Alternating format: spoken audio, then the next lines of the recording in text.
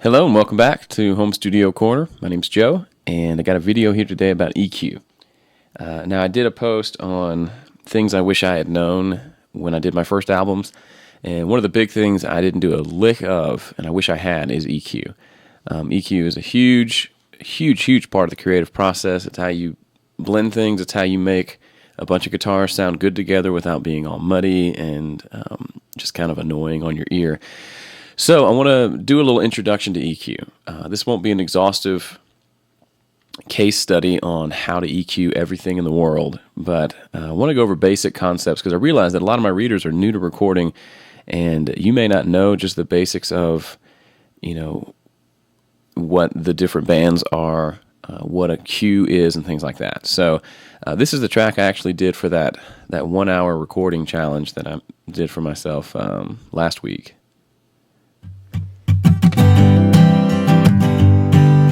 So it's guitar, vocal, and then the drums, bass, and second guitar come in here. Just look away,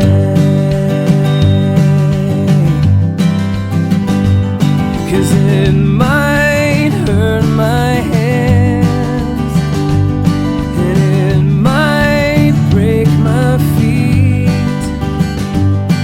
Okay, now this is without any EQ. I actually removed all the EQs that I had on there, and just so I can show you a little bit of what you can do here. All right, first quick trick is I want to put an EQ on all of these tracks. So I select my drum track, hold down Shift, and click on the second acoustic guitar track to select those.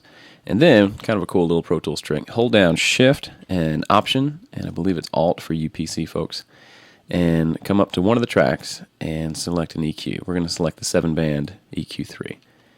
And you'll notice that it selects it across all these tracks. And it just made me a liar because it didn't. Okay, that was a stereo track, so I can only put it on the stereo tracks that I've selected. So we'll come in here and select it again and get the mono version for these two tracks. And there we go. Okay, we have EQs on every channel. Now let's listen to... I hate to do this, but let's listen to the vocal.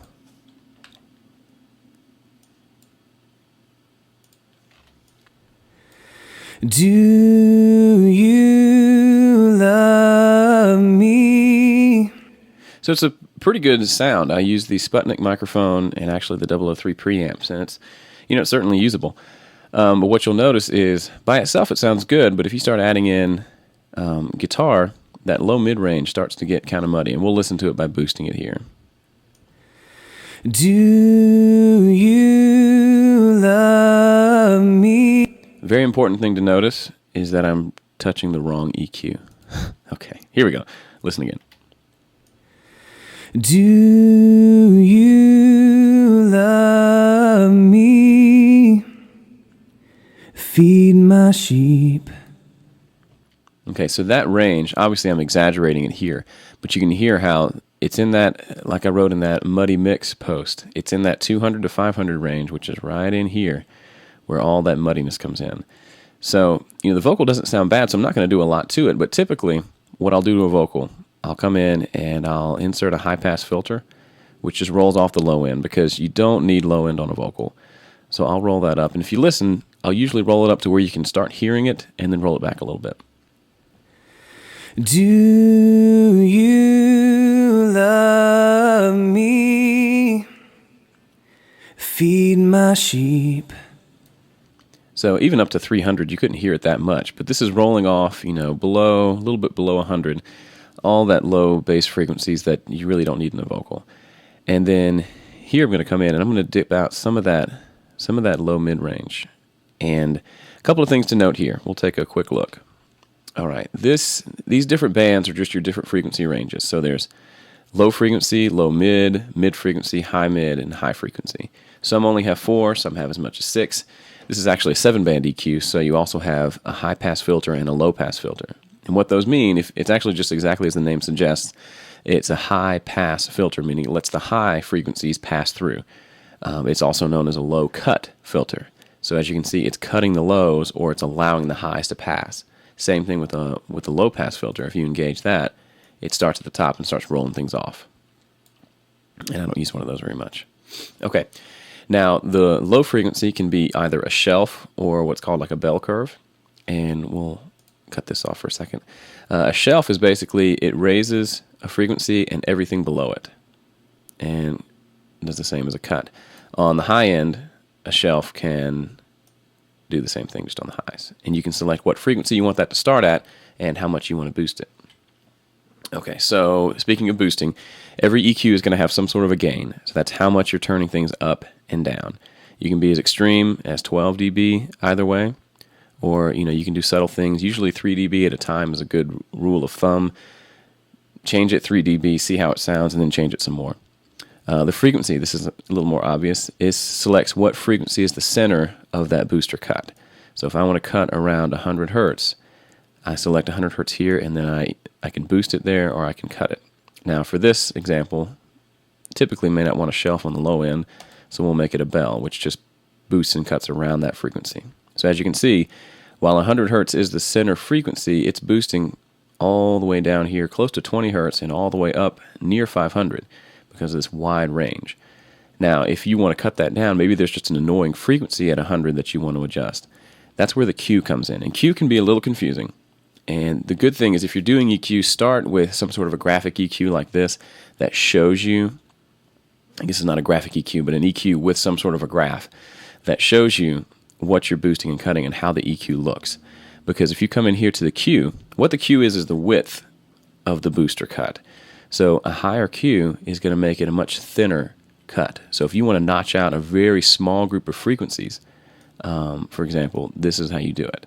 So now we're cutting 100 hertz and just a little bit above and below. Conversely, if you just want to do a nice gentle boost over the course of several bands of frequencies, if you make it a really low Q, it's going to make it very wide, and it's going to be a nice smooth boost up and down. And typically, if you want a rule of thumb, you typically want to, when you boost things, you want to make it a wide Q, and when you cut things, you want to maybe make it a little narrower.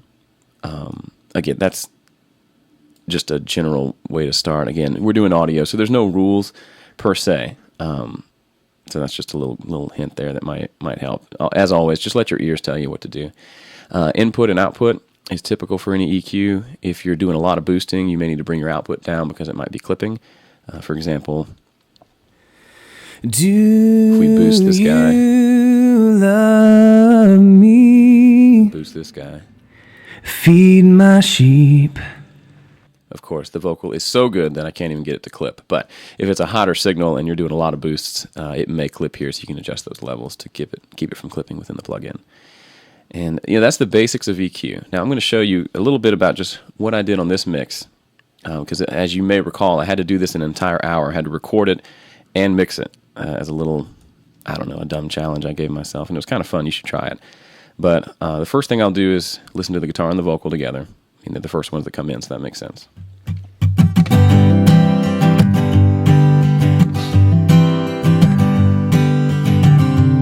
And on everything but bass, I'm going to roll off the bottom end. That is just, it's a good idea. On this acoustic, I can probably roll off a bunch and get away with it. That's obviously too much. You can hear right here, there's a lot of bottom end there. And if this song was just acoustic guitar, I could probably get away with that. But because another acoustic and bass and drums come in, that bottom end is just going to make things muddy. So I'm going to roll that up. And one thing I didn't show you is Q on a filter shows how steeply it cuts it off. The steeper you go, the more chances it's going to sound a little funny. So between 6 and 12 is usually where I hang out. But 6 is nice and smooth.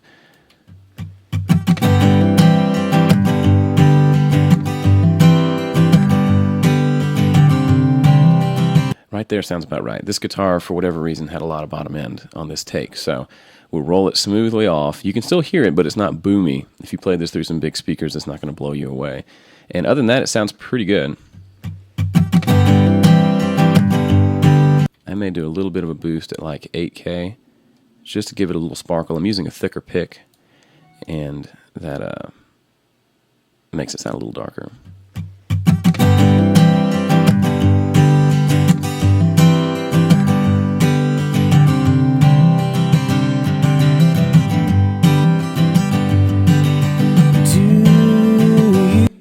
little bit of the pick noise, just barely cutting through there. And the other thing is I may cut a little bit here, just a small cut around 400 or 500, just because I know that that's going to start building up. And we'll make this see, this is the mid one. We'll make that a little bit narrower. Take a listen.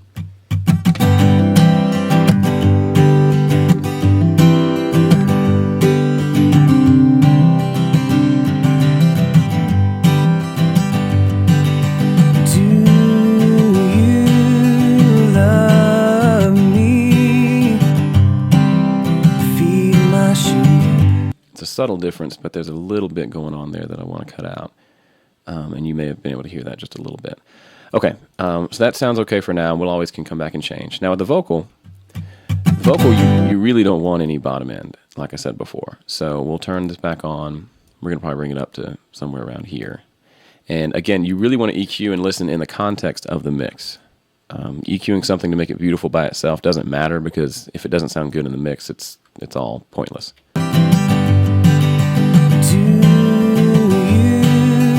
Love me, feed my sheep. Do you love me? Tend my lambs. Quick trick for this, if you're trying to figure out what that boomy frequency is, go in and boost it, and then come back and cut once you find it. Do you love me? See, that doesn't sound too pretty. Feed my sheep. Do you love me? Now I'm going to bypass this and listen to the difference. Do you love me?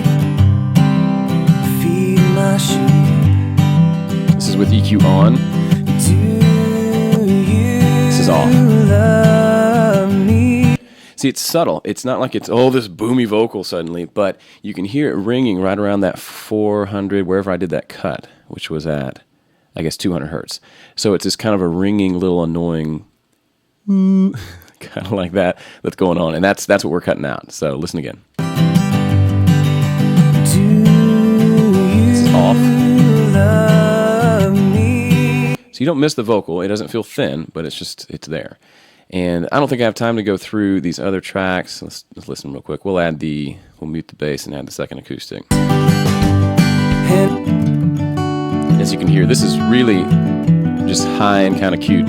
So we don't need to have any bottom end there.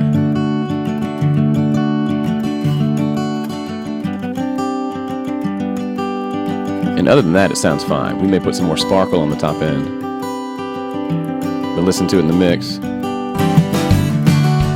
I tried so hard, worked so long. Now these drums are easy drummer. You may EQ that a little bit, but they do sound good because they're kind of pre-baked drums. Bass, I could do a whole website on EQing bass because it is the thorn in every engineer's side. But let's just take a listen. 'Cause it might hurt my hands, and So I may put some sort of an amp plug-in on there. You make it sound a little bit more like a bass amp. But what I'll typically do with bass is I'll still roll off some of the bottom end, because especially for a more folk type song, you don't need a lot of that. Make it a little steeper, and I'll pull it up to like 100 and get the sound I want, then roll it back to get the bass, or get the tone I want with it rolled off, and then roll it back to get the amount of bass I want in the bottom.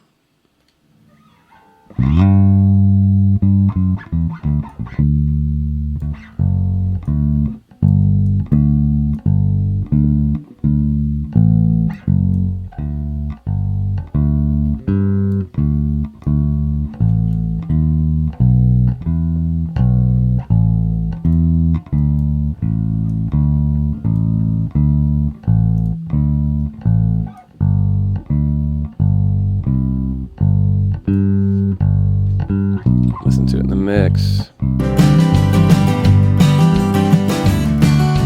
I tried so hard. Now we'll roll this back and get a little more bass into it.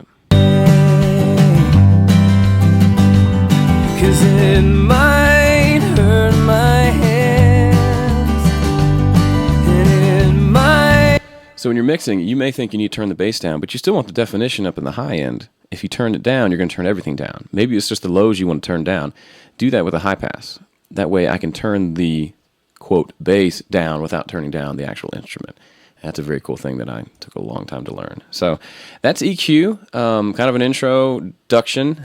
So hopefully that's helpful for you. If you have questions, please head over to the blog, homestudiocorner.com, and leave a question there. I'll hopefully be doing some more things, maybe an ebook in the future that I may sell for a few bucks, really digging into this and giving you maybe an hour or two of information that might be really helpful. So thanks again for watching. We'll see you around soon.